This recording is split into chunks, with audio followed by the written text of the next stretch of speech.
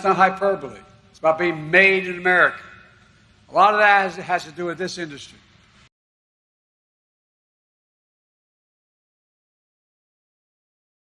All right, guys, so that is Joe Biden literally getting shitted on just a few days ago when he was giving a speech about inflation. And you guys all know Joe Biden's talking points in regards to who he's blaming for inflation. World, China and, Ukraine and Russia are not doing what they usually do, so everything's going up. We saw today's inflation data. 70% of the increase in prices in March came from Putin's price hike in gasoline. We need to address this challenge with an urgency that demands. That's why I've called. Yeah, so it's not Joe Biden's fault. It's not Democrats. It's not all the spending we've done. It's not the American Rescue Plan. It's not, paying people to sit at home and not work. Okay, trying to open up the economy while people aren't really trying to work. It's not any of that. It is Putin, right? It is Putin. And that's why I think it's so fitting that this bird shits on Joe Biden doing a speech in which he's basically trying to deflect and pass the blame in regards to why America is experiencing this inflation problem to somebody else, okay? It's almost like the universe or God or whatever you want to define it as is sending us a message, right? He's letting Joe Biden know that, lying ain't cool, right? Lying ain't cool. So with that being said, that's not the only embarrassing moment for Joe Biden that he's had recently, as he's had a string of embarrassing moments. And we're going to start off with a trend that I'm seeing from Joe Biden that really should disturb a whole lot of people, because I know if Trump was doing this, people would be freaking out, right? Basically saying that we should enact the 25th Amendment on this guy. As Joe Biden was speaking at North Carolina A&T University, and for that reason, after giving his speech, he turned around and tried to shake hands with somebody, even though nobody was there, as if he was trying to shake hands with a ghost. Of America. God bless you all.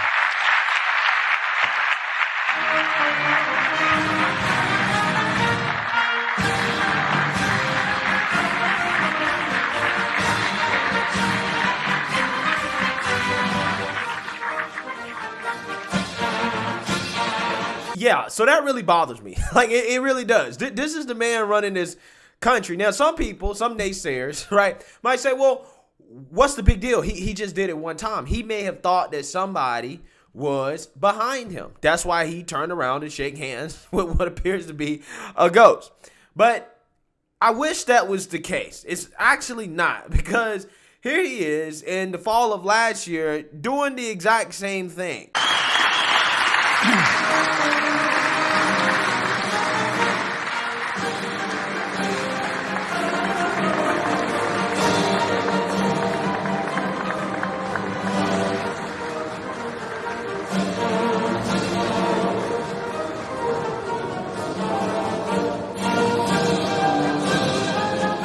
Now, again, I'm just saying, this seems to be a pattern, right? I mean, in that clip, he turned around, coughed into his hand, okay, and then tried to shake hands with nobody who was there. He clearly saw in front of him that nobody was there and tried to shake hands anyways. Again, how do you explain that? How do you explain that? I think this man is actually seeing ghosts.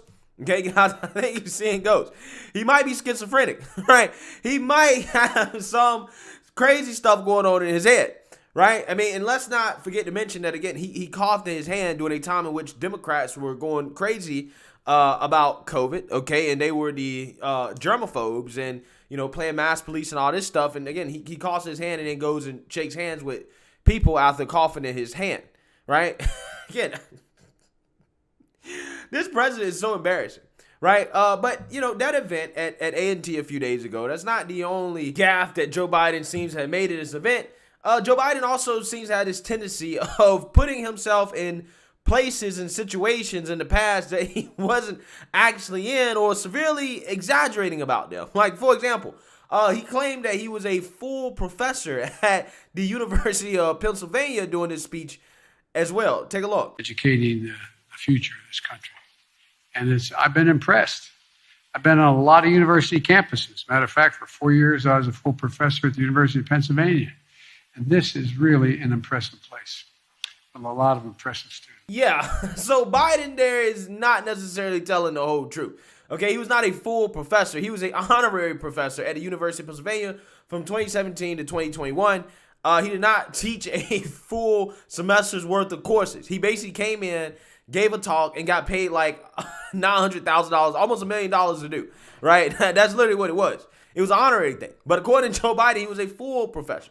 In fact, he even doubles down on his title of professor, doing another exchange in which he seems to get a little testy with one of the attendees at the event. Well, I've never believed that. We know quite better than that, so you're right. No, but let me talk for a second. I'm a professor. You are the president. That's all that we need. No, I'm Professor Biden from Penn. So yeah, Sleepy Joe is doubling down on him being a distinguished professor at UPenn, even though he never taught like a actual semester's worth of course or anything like that. It was a gig that he got because he was vice president, and it probably was just a payoff, right? It was a political connection. Is what you get when you're a politician, right? That's just kind of how it works, right? When you're out of office. But hey, at least it's not as bad as Joe Biden talking about prostitutes suing the tobacco industry. We're the only outfit in the country that is immune. Imagine had the tobacco industry been immune to prostitute being sued. Come on. In February, the families of 9... Or trekking through the Himalayas with Xi Jinping. I was in the foothills of the Himalayas with Xi Jinping, traveling with him. We traveled 17,000 miles when I was vice president. I don't know that for a fact.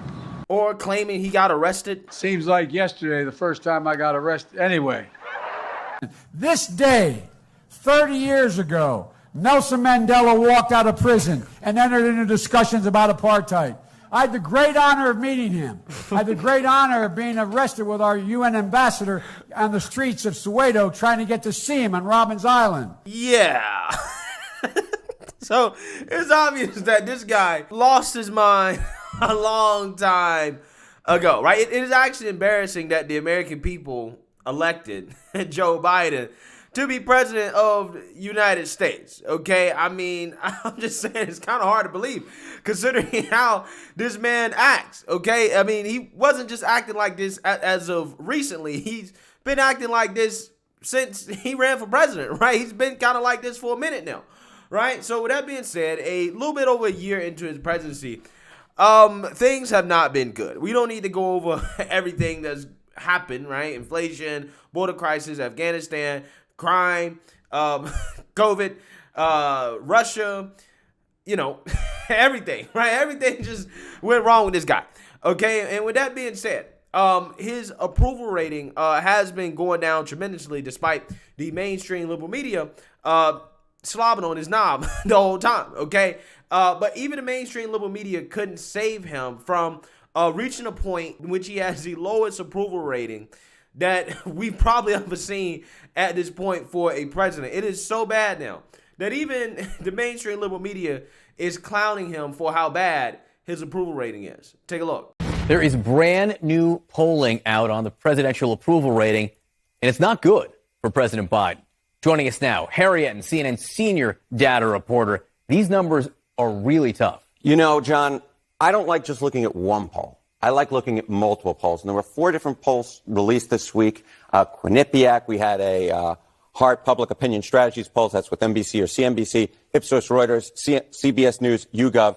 I want you to look. These numbers kind of differ. They range from the low 30s to the low 40s. Low 40s is not good either. But what's key is the lowest are tied for the low for the pollster. Lowest tier. Lowest tier. This is 1 point off the lowest. Lowest tier. And when you have 3 or 4 pollsters showing the lowest numbers for the President of the United States, that is indicative of a president who's in a lot of trouble, at least to where he has standed historically. Well, let's talk about history here. How does President Biden, compare to former President Trump in this stage of the presidency? There was always that thing, Donald Trump has the lowest approval rating at this point in his presidency. We did it over and over and over and over again.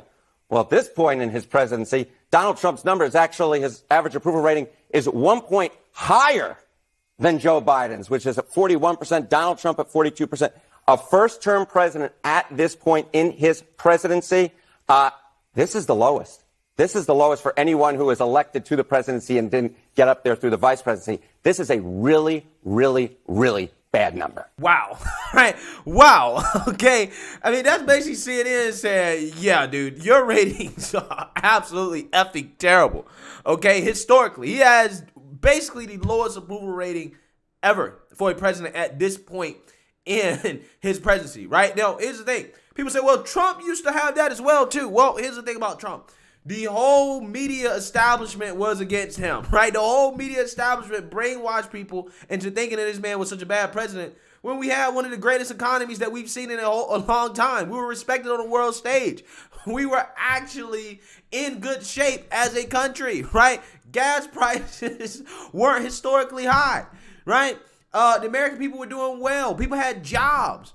Okay, how in the world does the president have such a low approval rating when all that stuff was going well? Well, because, again, the mainstream liberal media, they're good at manufacturing consent from ignorant folks, right? People that actually aren't really paying attention to the numbers, right? The data that shows that, hey, we were doing great under Trump, right? So with that being said, it is especially embarrassing considering the fact that the mainstream liberal media has, you know, been pro-Biden, pro-Democrat. Okay, he has them on their side, and he still has terrible approval ratings. It is still failed this low, right? So what that means that his real approval rating, guys, is probably down in like the 20s or the 30s, right? Let's be real, okay? If you take away the mainstream liberal bias, okay, and they actually started reporting on the Biden administration, how bad they're doing, factually, okay, and objectively speaking, it would be a lot lower, right? If they was hammering Biden the same way they were hammering Trump, his approval rating was maybe in the single digits, okay? I'm just saying, this is terrible. This is absolutely terrible. And I found it hilarious to see CNN roasting up Biden for this and admitting that this guy is in a really bad spot. I just think the Democrat Party's in a real bad spot in general. I mean, all the polls indicate that they're getting to get swept in 2022, and that's why we're seeing so many retirements and Democrats basically wave the white flag and say, hey, you know what? I think this might be the end of my career. Let me go ahead and retire with some dignity before I get blown out by some Republican. Wow, this is bad. This is terrible for the Biden administration. But hey, no more mean tweets, right? No more mean tweets. Everything was Trump's fault.